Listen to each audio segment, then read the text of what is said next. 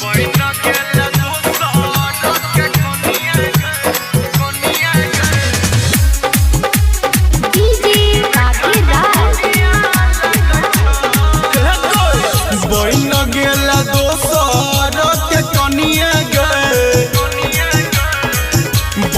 गेल दोसर के कनिया गे निक ने खाना पनिया लागे छै। बहिना गेल दोसर के कनिया गे निक ने खाना पनिया लागे छै। छेला हमरा दिल के महारानिया गे छेला हमरा दिल के महारानिया गे निक ने खाना पनिया लागे छै।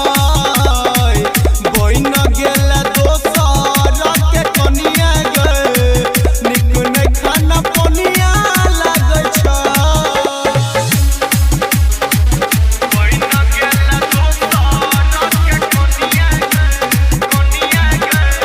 अभी आप सुन रहे हैं सौली चौक वाली से MRS म्यूजिक की शानदार प्रस्तुति।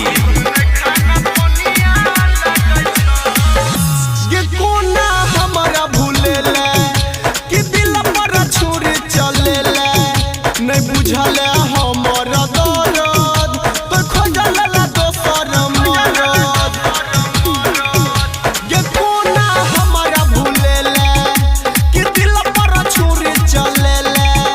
नहीं बुझल हमर दर्द तो खोजल दोसर मरद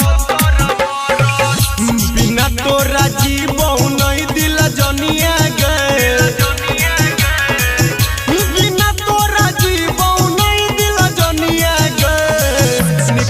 खाना पनिया लागे छै। बहिना गेल दोसर के कनिया गे निक ने खाना पनिया लागे छै।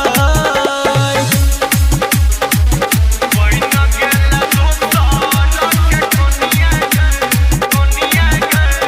अभी आप सुन रहे हैं सौली चौक वाली से MRS म्यूजिक की शानदार प्रस्तुति।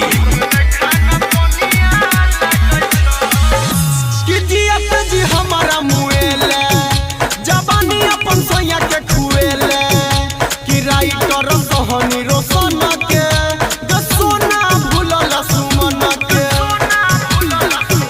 कि जी हमारा मुएले जवानी अपन सोया के खुएले कि राइटर सहनी रोशन के जाना भूल गेल न बल के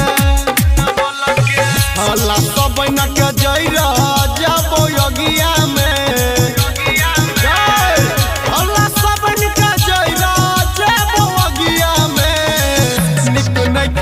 पनिया लागे छै। बहिना गेल दोसर के कनिया गे निक ने खाना पनिया लागे छै। बुझलही गे बेवफा सनम।